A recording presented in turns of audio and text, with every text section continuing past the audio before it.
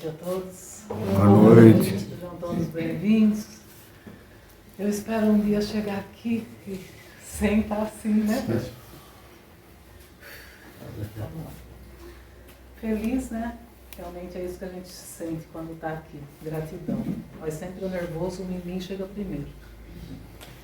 Mas está tudo bem. Vamos pedir para que Jesus auxilie, para que a nossa conversa aqui essa noite seja proveitosa, né? Que a gente possa levar algo de bom. Está ali no telão, a gente vai falar um pouco sobre o cristão e suas obras. E eu achei uma tarefa bem difícil, encontrar uma maneira de falar como ser um bom cristão. Só que antes de adentrar, vou aproveitar a deixa aí do Galáxia e vou perguntar, será que a gente está querendo ser cristãos? Será que a gente tem buscado ser bons cristãos? Será que a gente tem feito aquele exercício que Santo Agostinho nos ensinou e que tanto é orientado aqui na Casa Espírita? Chegar no final do dia, fazer aquela revista, né? Se perguntar, será que eu tenho feito tudo o que eu posso, tudo que eu já sou capaz? Será que quando eu chego aqui na Casa Espírita, a gente tem vindo, entra e senta nessa cadeira com um pensamento, com um objetivo? Para que eu estou aqui? O que eu estou buscando aqui? Porque às vezes a gente fica ali, eu falo por mim isso, viu gente? A gente vai ali meio que no automático, né? A gente só muda às vezes de lugar. Eu ia no domingo na igreja, assistia a missa, tomava hóstia, e aí eu venho para cá. Toda sexta-feira sento, assisto a palestra, tomo um passe, vou embora bem leve. Mas será que esse é o objetivo? Será que a gente tem se havido para aproveitar realmente, né? Por que eu estou aqui? Porque eu quero melhorar. Porque eu quero voltar melhor do que eu cheguei. Porque eu quero crescer, evoluir. E aqui eu encontro os meios para isso, mas a gente tem que estar sempre atento, né? Sempre pensando. Eu tenho buscado isso. Às vezes a palestra é demorada, o palestrante fala demais, a gente dá uma cochilada, mas se a gente tiver aberto alguma coisa, a gente sempre leva para casa. Eu acho que de vez em quando a gente tem que se perguntar isso, né? Porque, quer ver um exemplo? De repente eu falo, ai Silvia, tanto tempo que eu não vou na sua casa, aí você fala para mim, vai domingo lá, almoça lá comigo, e aí fica combinado, no domingo eu vou almoçar lá na casa da Silvia. E aí no domingo eu saio, só que quando chega no meio do caminho, nossa, faz tanto tempo que eu não vou na casa da Silvia, esqueci, não lembro mais onde é. Aí eu pego o telefone e ligo, e aí Silvia, tudo bem? Então, socorro aqui, acho que eu me perdi, não lembro mais, como que eu faço para chegar na sua casa? E aí o que a Silvia me pergunta para me ajudar nessa hora? Aonde você está? Então eu acho que de vez em quando a gente tem que fazer essa pergunta, né? Porque não existe, né, uma equação para que a gente saiba realmente o que fazer. A gente tem que ter em mente aonde eu quero chegar e aonde eu estou agora, né? Porque a nossa vida ela não tem baliza, ela não tem referencial. Não tem como a gente avaliar em que parte do caminho nós estamos. É por isso que a gente tem que estar atento para não ficar vivendo no automático e esquecer de pegar a trilha em direção ao nosso ser e não simplesmente ao nosso sobreviver, senão a gente fica ali e não para pensar, né? De vez em quando a gente tem que dar essa parada. Quando senta aqui na cadeira, eu estou aqui porque eu quero aproveitar os meios que aqui eu encontro, de melhorar, de aprender alguma coisa, de levar alguma coisa para uma dificuldade que eu estou passando, para um problema que eu estou enfrentando, né? Então vamos refletir para isso, né? Para a gente adentrar, então, o assunto em pauta, né? Para a gente saber o que fazer para ser um bom cristão, a gente vai recorrer ao Evangelho. Sempre ao Evangelho, né? Porque é sempre lá que a gente encontra, né, as orientações mais seguras. Seja para que assunto for, seja para descobrir como ser um bom cristão, ou para solucionar qualquer dificuldade, qualquer dúvida que a gente tiver, sempre no Evangelho a gente vai encontrar as informações seguras. E encontramos lá no Evangelho, né, que a maneira para se reconhecer um bom cristão é através das suas obras. Pelas suas obras é que se reconhece um bom cristão. Está lá no capítulo 18, no item 16. E aí a gente para e pensa, bom, então para ser um bom cristão a gente precisa ter boas obras. Difícil? Você tem que parar para pensar, não é tão difícil assim. Porque a gente, com toda dificuldade, né, com todas as nossas deficiências, a gente sempre está fazendo alguma coisinha de bom.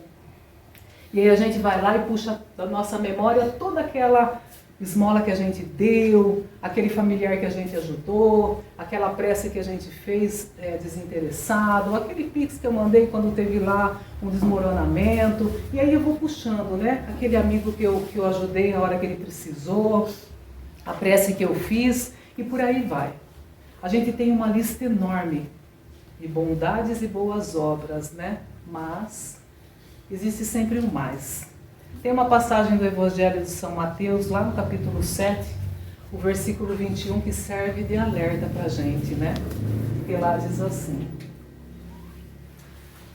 aqueles que dizem Senhor, Senhor, não entrarão todos eles no reino dos céus, mas somente entrará aquele que faz a vontade do meu Pai que está no céu. E aí a gente fala igual aquele personagem da escolinha, o quê? Será que a gente entendeu bem? Será que é isso mesmo que Jesus está tentando explicar para a gente?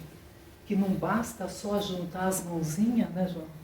A gente pede ajuda para alguém no grupo, rapidinho aparece um monte de mãozinha. Será que toda aquela mãozinha está realmente, né, fazendo uma prece, pedindo? Será que é isso que ele está dizendo? Que não basta, né, a gente só dizer Senhor, Senhor? Que é, na verdade, o que a gente mais faz, né? Como a gente pede, como a gente chama, como a gente dá ordem para Deus. Porque lá no fundo a gente ainda se acha especial.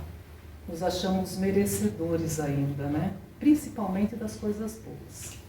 Quando acontece alguma coisa ruim com alguém que eu gosto, que é caro do meu coração, a primeira coisa que eu falo, nossa, mal eu não merecia estar passando por isso.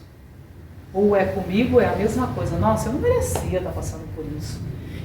Em compensação, quando é alguma coisa muito boa com alguém que eu gosto, a primeira coisa que eu falo, mas ele merece, né? Ele merece. E quando eu almejo alguma coisa, quero muito que aconteça alguma coisa, a justificativa é sempre essa. Mas também, né? Eu mereço, né? Porque nós nos achamos merecedores realmente, né? A gente ainda busca as facilidades. A gente ainda é daquele time que acha, que eu sempre repito em casa, eu sempre falo isso para o Gabriel, então só sua mãe fez filho esperto. A gente ainda acha que a gente ainda faz parte desse time, né? A gente quer fazer uma excelente colheita, mas a gente quer semear bem pouquinho. Somos ainda do time do Senhor, Senhor, quando a gente quer grandes mudanças na nossa vida, fazendo todos os dias as mesmas coisas. Somos ainda daquele time que junta as mãozinhas no Senhor, Senhor, quando eu quero me espiritualizar, crescer, melhorar, só que eu não mudo um passo à minha frente e nem busco essa mudança. Quando eu quero aquela transformação sem sair da minha zona de conforto, sem passar por aquele desconforto que me transforma, que nos molda, né, que nos ensina. Eu quero a mudança, mas eu quero que alguém faça por mim ainda. Somos daquele time do Senhor, Senhor, que só chama. Quem tem filho aqui sabe, né? Mãe, é o tempo todo, né? Abre a geladeira, mãe, o que tem para comer? Abre o armário, mãe, o que tem para comer? Daí aquele dia que a gente tá meio virado assim, pelo amor de Deus, que tanto chama mãe. Eu falo, se caísse uma moeda cada vez que você chama a mãe, eu não precisava fazer nada, só ficar parado. E aí, de vez em quando, eu me pego pensando, ainda bem que Jesus é um ser evoluído já, porque Jesus ajuda. Jesus me dá paciência, Jesus socorre ali, Jesus ampara, Jesus socorre para que não aconteça. É o tempo todo. Se não fosse, ele já teria falado, pelo amor de Deus, dá um tempo, né?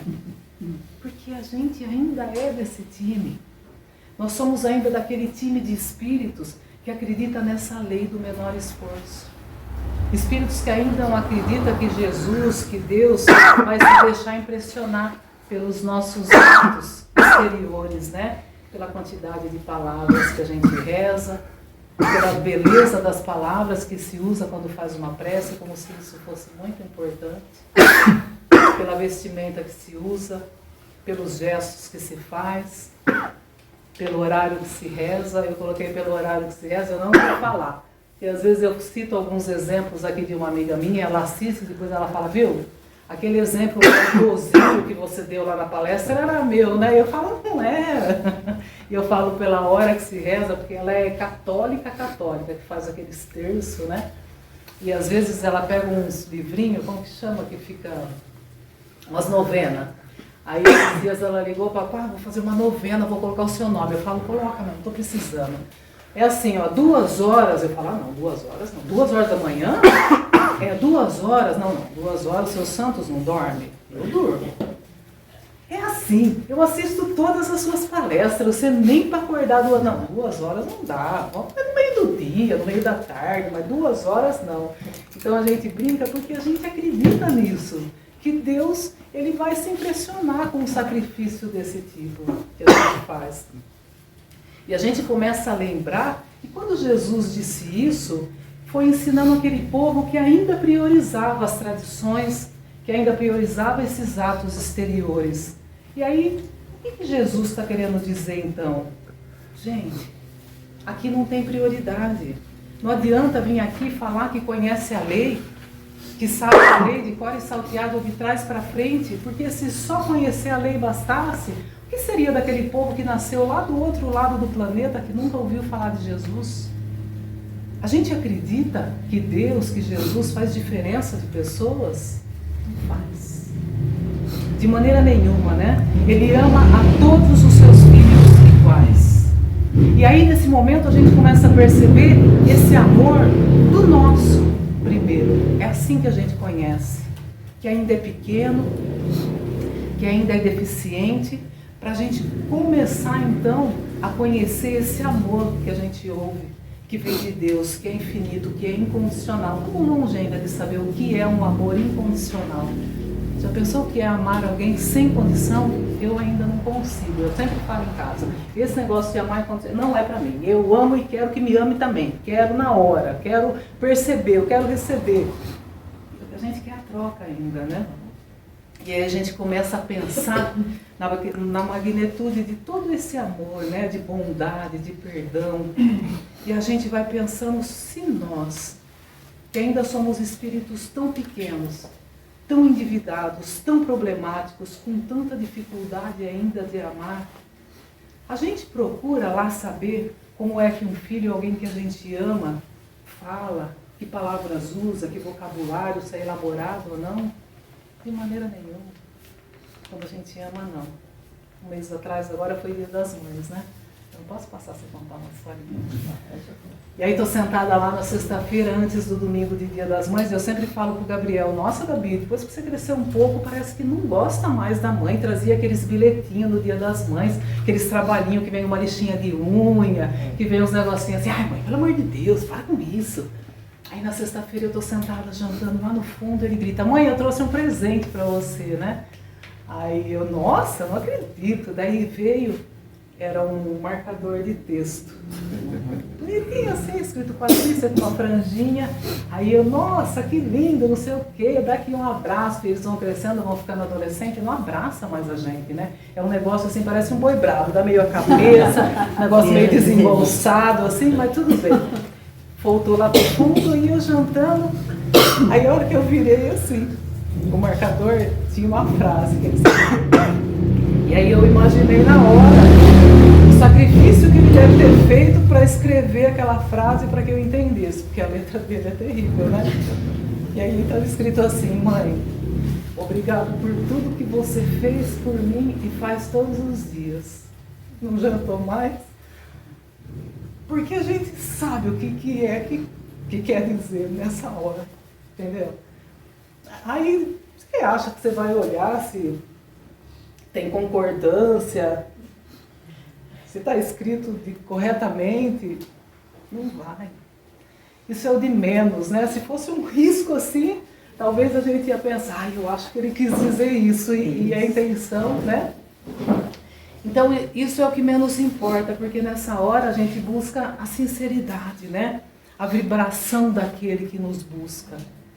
A gente, quando ama, a gente já começa a ouvir além das palavras. O que nos chega é realmente a vibração, a intenção daquele coração. E pouco nos importa como foi escrito, se a concordância está correta, se trocou o S pelo Z, o S pelo C, e está tudo bem. A gente percebe nesse momento é a fidelidade, né? A fé, a confiança, é isso que se faz presente nessa hora.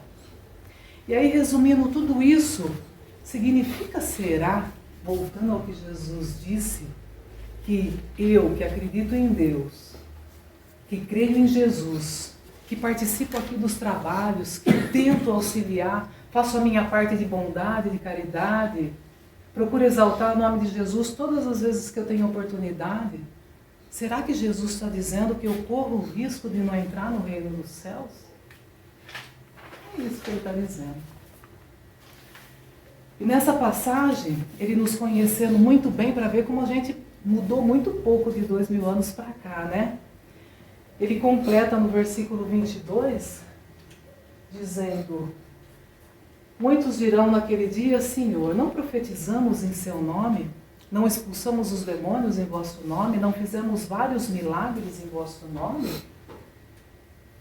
E ele responde: então vos direi claramente, retirai-vos de mim, vós que fazeis obras de iniquidade, lembrando que iniquidade se refere a tudo aquilo que vai contra a bondade, a justiça, ou seja, tudo aquilo que nós consideramos como mal, né? Como injusto. Então ele está dizendo para nós que ainda queremos negociar com Deus, que ainda queremos receber o pagamento pelas boas obras que nós fazemos, que ainda queremos barganhar com Deus sem dar nem um descontinho sequer, é para nós que ele está dizendo. Porque Jesus, quando veio aqui, ele não veio ensinar a gente a exaltar o nome de Deus, falar o nome de Deus, ensinar, acreditar, a destacar, porque Deus não precisa disso. Deus não é vaidoso, né? Jesus veio aqui para ensinar a gente a agir no amor, a colocar em prática, né, esse sentimento, a trabalhar em prol do nosso próximo, fazendo com que, além de sentirmos esse amor, que a gente tenha ações coerentes com esse sentimento que a gente já tem.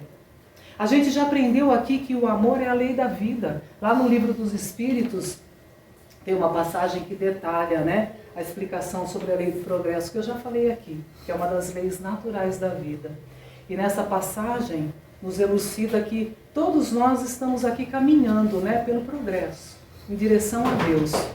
E até a gente atingir a perfeição, e essa perfeição foi nos dada como exemplo, como modelo, nas atitudes de Jesus.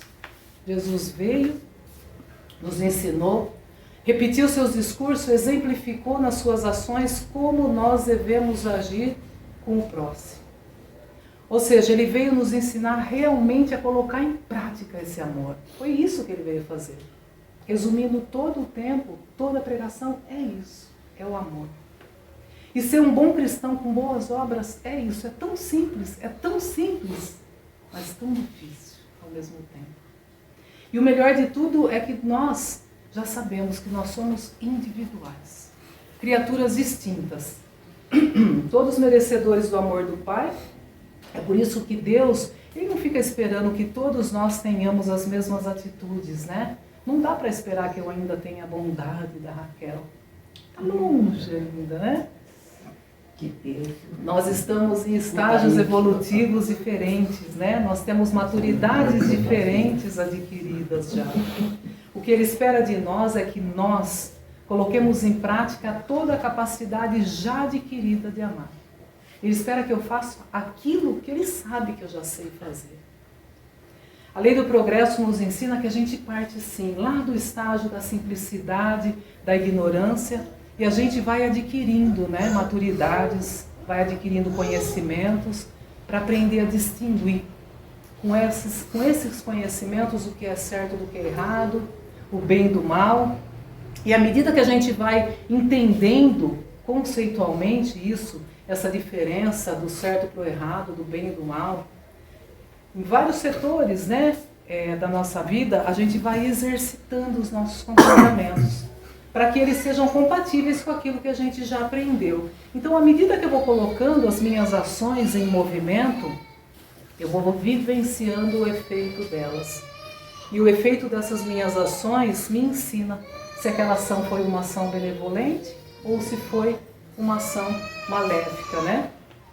E à medida que a gente vai aprendendo a discernir, a entender o que é certo do que é errado, o bem do mal, a gente vai ganhando, né, uma liberdade maior. É aí que está todo o progresso da humanidade. E cada vez mais, né, com essa evolução, conforme a gente vai caminhando, vai aprendendo, a gente vai também se desprendendo de algumas coisas, né? De uma série de correntes que a gente vem arrastando aí por anos, décadas, séculos, né? Aquelas crenças, aqueles rituais, aquele modo de esperar as facilidades, a própria conscientização, que eu acho que é o mais importante de tudo, é que nós somos os responsáveis pela nossa evolução ou pela nossa estagnação.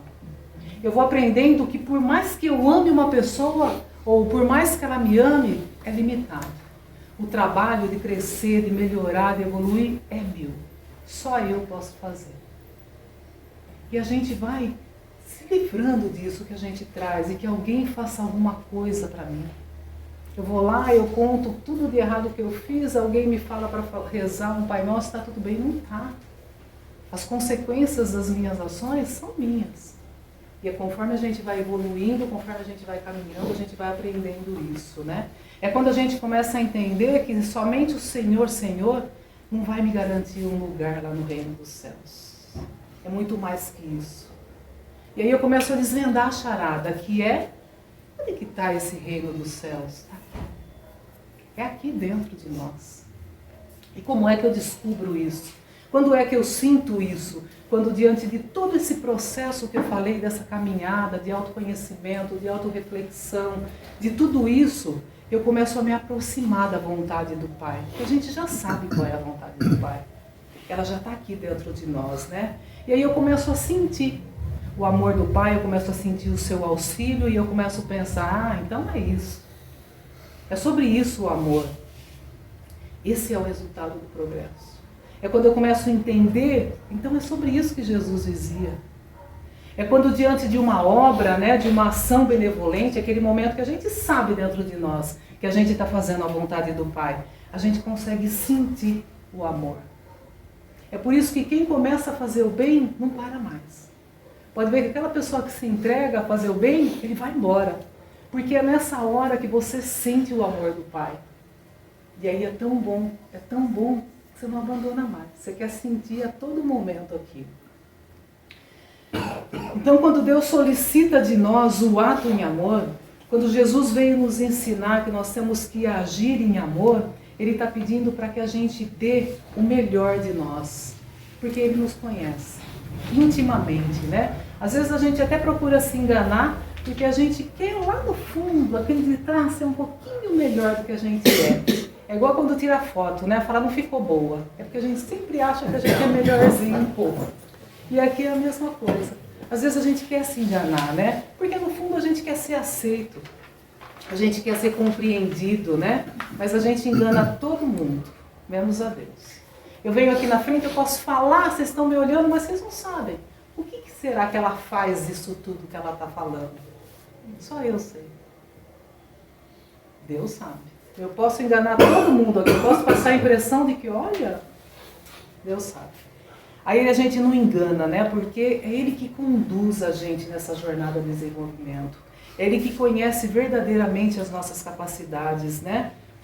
Não tem a criança, quando ela pega uma idade e começa para a escola, ela tem uma fase meio de mentirosinha, né? Aí ela chega e conta umas coisas, mamãe, eu fiz isso. A gente sabe que é mentira, mas a gente fala, meu amor, nossa, que legal. Nossa, você é muito corajoso, então fiz. Deus é a mesma coisa. Às vezes acho que eu estou falando, Deus olhando e fala, tá, Patrícia, tá bom, tá. Quem te conhece, que te conta, tá. Todo mundo engana, mas Ele não, né? Com esse conhecimento significa o quê? Que quando Deus te coloca num determinado cenário, num determinado contexto de vida, no seu contexto, na dificuldade que você está passando hoje, seja qual for, seja ali relacionamento, familiar, no trabalho, todo mundo vem enfrentando uma dificuldade. Mas acredite que seja ela qual for, Deus te colocou ali. Esse cenário, porque Ele sabe já da sua capacidade de lidar com essa situação. Então, se você olhar para a sua vida hoje, atualmente, no momento, isso que você está vivendo, porque pode ser que não, mas todo mundo está vivendo uma dificuldade hoje. Pode ter a segurança de que foi Deus que te permitiu estar aonde você está, como efeito das suas escolhas, por mais que às vezes a gente fala, não pode ser, eu não pedi isso. Eu não pedi para estar com fulano, eu não pedi para passar por essa doença, eu não pedi para enfrentar essa dificuldade financeira, eu não pedi. Por mais que a gente não queira aceitar, mas vai ter um momento que a gente vai fazer a retrospectiva e falar, e olha, não é que eu pedi mesmo? E vai falar, e eu precisava realmente disso. Então são o efeito das suas escolhas, ou melhor, das nossas escolhas, e também porque você já está preparado para vivenciar isso. Colocar em prática, né? O melhor que você tem para dar nesse momento, ou seja, a sua maior capacidade de amar e também de absorver novos conhecimentos, porque é assim que a gente aprende, né? A gente está continuamente num processo, aprendendo, crescendo, caminhando, né? E com certeza de todas as lições, a mais importante que Jesus veio trazer para nós é sobre o amor. Então, se de tudo que eu falar aqui, quando sair, ninguém se lembrar de nada, lembra só de uma coisa. Qualquer dificuldade que você esteja passando, se você colocar amor, fica mais fácil para resolver. Eu garanto que não sou eu que digo isso, é Jesus. Ele veio, ele mostrou, ele afirmou que com amor tudo fica mais fácil para se resolver. Assim, o convite para cada um de nós na nossa jornada encarnatória não é para que a gente creia em Deus e fiquemos ali, ó, Senhor, Senhor, mas sim na coerência das nossas ações, com aquilo que a gente já acredita. E aí vem a nossa necessidade de reflexão e principalmente de instrução.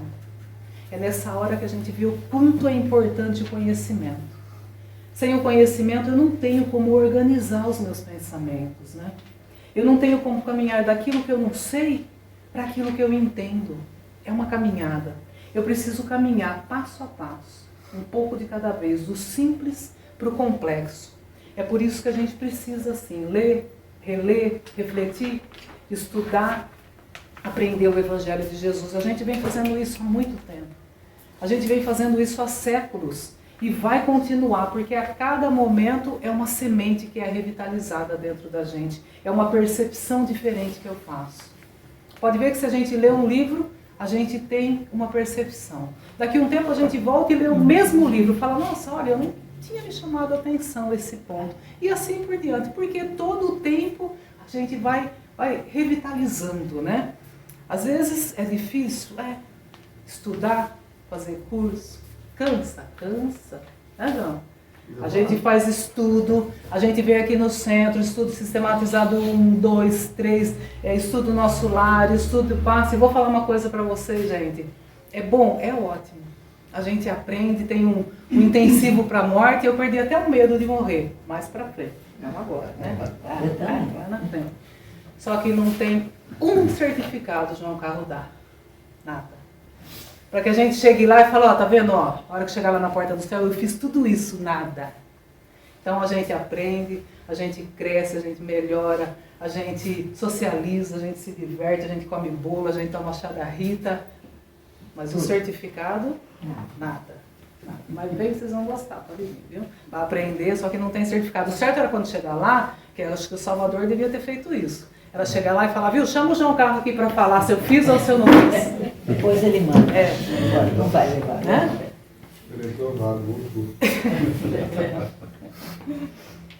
Quanto mais a gente busca essas verdades, mais elas se renovam, né? Mais a gente percebe o quanto que a gente precisa se aprofundar. Porque esse conhecimento vai aprofundando. Tá vendo? Não tem época, né? Não tem término. Cada vez mais o nosso senso moral vai sendo desenvolvido, né, para novas percepções. É por isso que a gente vai estudar muito ainda na vida. O que Jesus disse lá em João 8,32? Conheceis a verdade e a verdade vos libertará.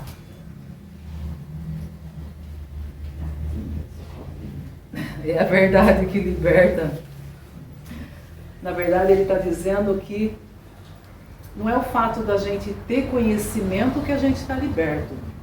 Porque eu posso ficar, estudar, conhecer, né? E ficar ali, só na casa do conhecimento. Então eu preciso sim conhecer, eu preciso sim intelectualizar, eu preciso me instruir, aproveitar de todos os meios, principalmente que a casa oferece, de cursos, de meios para que a gente vá crescendo, vá evoluindo, né? Eu preciso sim da leitura, só que eu não posso permanecer ali. Porque se eu parar nisso, eu fico igual os fariseus, eu fico igual um fermento, só incho. Fico igual um pavão, né? Cheio de palavras bonitas. A gente não conhece pessoas que sabem de cor, Antigo Testamento, Novo Testamento, Evangelho, capítulo, versículo, é até bonito de ouvir. Mas faz o que com isso depois? Serve para quê, né? Para impressionar alguém? Para oprimir? Para olhar as pessoas por cima com distância, para fazer do conhecimento um muro e se isolar daqueles que sabem menos? Se é para isso, não entendeu, só conheceu. É preciso que esse conhecimento saia daqui, quando a gente bota ele no intelecto, né? E venha para cá, para ser aquecido no nosso coração. E acredite, é um processo. Demora.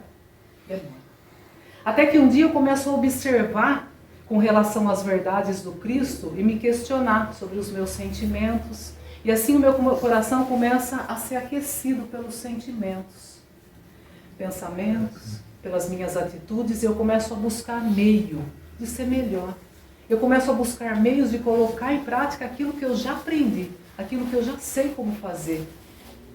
E eu começo a tentar ser mais doce, a tentar ser mais agradável, um pouco mais afável, mais generosa, mais fraterna. É quando a gente começa a oferecer a nossa gentileza ao outro, a nossa compaixão, a nossa boa vontade, a nossa disposição. Perceba que é devagar, degrau em degrau, porque a natureza não dá saltos, né? E eu posso ir assim, caminhando com toda a dificuldade que eu tenho e com aquilo que eu já conheço de Jesus, como eu posso também estagnar, parar. É o livre-arbítrio, a escolha é minha. Eu posso estagnar, parar, achando que eu não vou conseguir. Por que eu não conseguiria? Se Jesus criou esse planeta para nós, Ele veio aqui porque Ele viu luz na gente. Porque Ele viu a nossa capacidade e a gente precisa acreditar na nossa capacidade. Senão a gente vive aí como galinhas, né, Ana Raquel? Conhece a história das galinhas? Tinha um alpinista, vou contar só essa, Márcia. Tinha um alpinista que estava subindo a montanha, daí no meio do caminho ele viu uma propriedade simples ali e ele parou para pedir um copo d'água. Chegou, tinha um caipira ali, sossegado, com aquele matinho na boca, tomou um copo d'água e aí ele observou que tinha um galinheiro e dentro do galinheiro tinha uma águia. E aí ele pergunta para o caipira: escuta, meu senhor, por que essa águia está aqui dentro do galinheiro? Aí o caipira deu uma gargalhada e falou: isso não é uma águia, é uma galinha. Aí ele falou: não, isso é uma águia. Ok, eu estou falando para você, é uma galinha. Aí o alpinista não se deu por satisfeito e falou: de jeito nenhum, eu conheço, eu tenho conhecimento, eu sou um alpinista, isso é uma águia. Imagina, o senhor tem conhecimento, aqui é prática, é uma galinha, come comida de galinha, dorme que nem galinha, cisca que nem galinha, canta que nem galinha, é uma galinha só. Aí o alpinista entrou, pegou a águia, levantou, colocou no puleiro. Quando ele soltou, a águia começou a tremer as pernas, voltou no chão e começou a ciscar. Aí o caipira deu aquela gargalhada: eu estou falando para você, é uma galinha. Mesmo assim, ele não se deu por satisfeito. Ele falou: amanhã de manhã, nós vamos subir lá na montanha e eu vou te provar que isso aí é uma águia. Combinado. E assim fez. No outro dia de manhã, amanheceu o dia, os dois estavam lá no alto da montanha. O primeiro raiar de sol, o alpinista pegou a águia, chegou bem na beirada da montanha e lançou a águia. Quando ele lançou, ela abriu as asas e fez o voo mais lindo que eles já tinham visto. Assim somos nós. Às vezes a gente é águia, mas se comporta como galinha. Porque no fundo a gente pensa: é melhor ficar aqui dentro do galinheiro, porque o negócio ali fora é difícil. A altura é difícil, é perigoso. Seria melhor, mais seguro ficar por aqui, mais controlado, ficar aqui ciscando, a comida perto de mim. Feliz era a galinha. E sem perceber a gente vai criando gaiolas, né? Em nome das facilidades. pelo medo que às vezes a gente tem do ousado, pelo medo que às vezes a gente tem do desconhecido, de sair ali da nossa zona de conforto, do difícil. E aí quando a gente fica nos comportando como galinha, Jesus vem, pega a gente, leva lá no alto da montanha e lança a gente.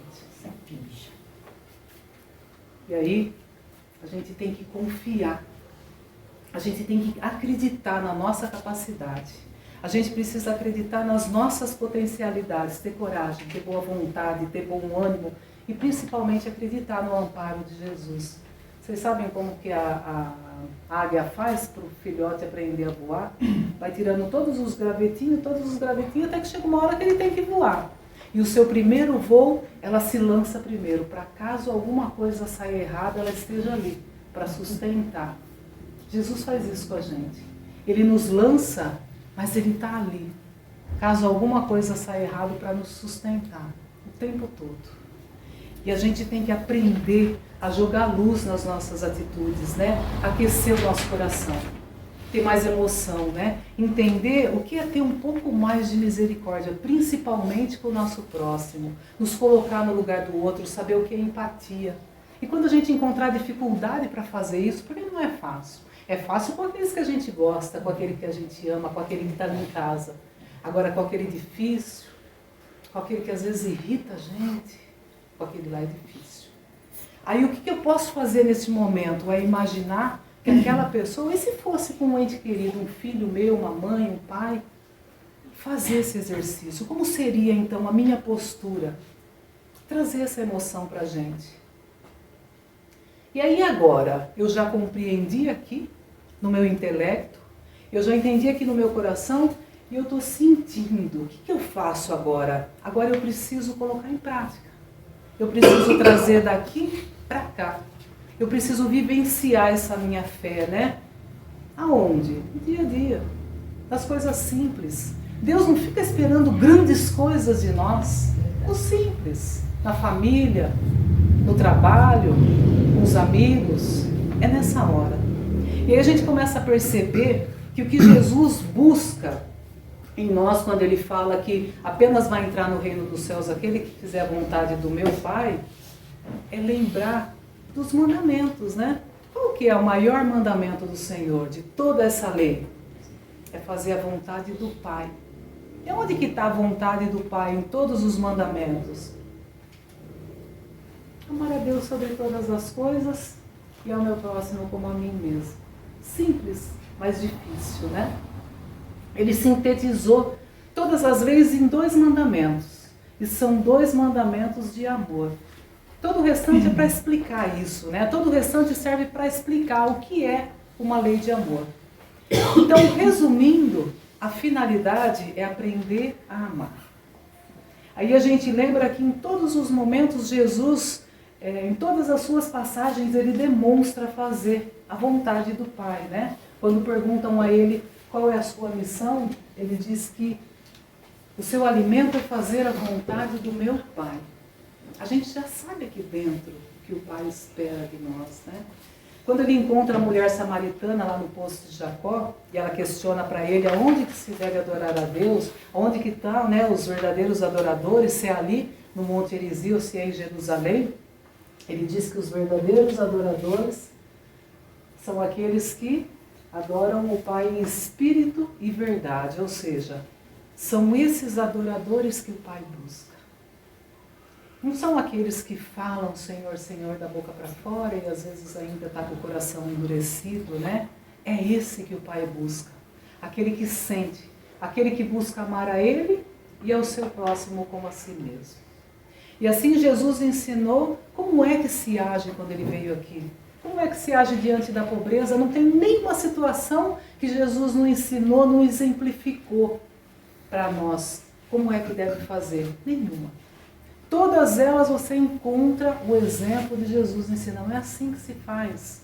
Ele nos ensinou como que se age diante da pobreza, como que se age diante daquela pessoa que é considerada uma pecadora na sociedade, como que se age diante do perdão, diante da glorificação. Em todos os momentos Jesus vem e exemplifica. É por isso que ele é chamado de mestre, né? Mestre é aquele que sabe fazer. Ele é o nosso mestre, Ele é o nosso modelo, né? E Ele vem nos oferecer uma nova conduta, que não é mais aquelas pelos atos exteriores que a gente tanto está acostumado a ver. Não mais por aquele verniz social, por aquela máscara que às vezes a gente coloca para poder ser aceito, para poder se enquadrar na sociedade. É sentimento, é amor, é cuidado. A gente não é perfeito e Ele sabe disso, né? Mas como Ele mesmo diz, se você tem boa vontade e quiser me seguir, eu vou suprir todas as suas deficiências. Jesus o tempo todo passa e diz, segue-me. O tempo todo Ele faz um convite para nós, né? Ele nos conhece pelo nome. Quando Ele diz, eu conheço as minhas ovelhas pelos seus nomes. Ele nos conhece com as nossas dificuldades, né? Cada um de nós. E até hoje Ele está aguardando. Aguardando o quê? Que a gente aprenda, né? Pelo nosso intelecto, a colocar em prática no dia a dia isso que a gente já sabe. É por isso que, se nós queremos ser bons cristãos e ter boas obras, não tem outro caminho. É seguirmos Jesus. E a gente tem que estar aqui pelo Cristo. A gente tem que estar aqui por tudo de bom que aqui a gente encontra, né?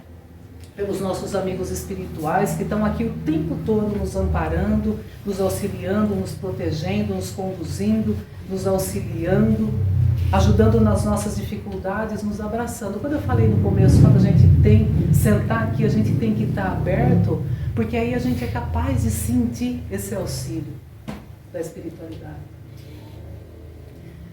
Não tem como a gente não sentir, né? Esse amor que conduz a gente. E Jesus pergunta, o que a gente está buscando? Qual a finalidade, então, desse nosso aprendizado? É analisar se com tudo isso que eu venho aprendendo, com tudo isso que eu venho estudando, com tudo isso que eu venho fazendo, eu já sou capaz de me observar uma criatura melhor, mais humana, mais fraterna, mais gentil, mais compreensiva? Porque senão, está adiantando do quê? Só cumprir ritual. Não adianta. É por isso que de vez em quando a gente tem que fazer essa reflexão. Eu estou melhor? Eu estou melhor hoje do que eu fui ontem? Esse é o nosso esforço. Na verdade, com tudo isso que a gente vem aprendendo, com toda essa caminhada que a gente vem fazendo, se a gente não estivesse melhorando, a gente está, na verdade, se complicando, né? Então Jesus nos orienta, buscai e achareis. É quando a gente começa a encontrar o Cristo, além das pessoas, além das coisas, das falhas, das aparências, das posições, das propriedades, das suas lutas, cada um com as suas. A gente já tem buscado outra coisa. A gente já passou, né, desse tempo de tanta guerra por opiniões. Quando a gente fala de cristianismo, a gente está falando de sermos cristãos, de Jesus, do Cristo, né? Dessa árvore que nos alimenta, nos dá sombra, nos auxilia. E o mundo está precisando. O mundo está sedento, né? As pessoas estão cansadas, precisando dessa sombra, desse amparo, desse auxílio, né? Está precisando confiar nesse Jesus. E a nossa obra como bom cristão é sermos cartas vivas do Evangelho, fazendo a diferença. Não mais falando, né? Querendo aí uma guerra aí de opiniões, falando para que alguém acredite, para que alguém nos aplauda, né? Mas que eu me veja melhor. Melhor que quem? Melhor que a Ana Raquel? Melhor que a mim mesmo. O caminho é individual, é nosso. A luta é com a gente mesmo. O esforço é para nós mesmos, né? E eu não posso e eu também não devo ficar me comparando a ninguém. Cada um está num estágio. Às vezes aquilo que eu ainda encontro dificuldade, o outro tira de letra, e vice-versa. É por isso que não devemos nem julgar a dificuldade do outro e nem a nossa. Tenho dificuldade? Tenho, estou caminhando. É assim que é, né? Eu tenho que me sentir hoje melhor do que eu já fui. E esse remédio eu só encontro em Jesus. E aí eu vou seguindo, né? Eu sei que se eu continuar com fé, com esperança, com perseverança, com certeza amanhã eu vou ser melhor do que eu sou hoje. Com certeza amanhã eu serei um bom cristão com boas obras, né? E como a gente já sabe que a natureza não dá salvo, eu preciso ter paciência comigo, eu preciso ter compreensão, eu preciso ter ternura, né? Eu vou elaborando esse conhecimento que eu vou recebendo, eu vou buscando me conhecer, e assim eu vou caminhando, um passo de cada vez. Igual a história do menino e do cavalo. Estavam andando na floresta, de repente escureceu, o cavalo só ia ali atrás do menino. Aí o menino virou para o cavalo e falou, ih amigo, agora a coisa complicou. Escureceu, não vejo nada na minha frente. Aí o cavalo falou, calma, você consegue enxergar um passo à frente? Ele falou, é só o que eu vejo, só um passo. Falei, então tá tudo bem, vamos de um em um.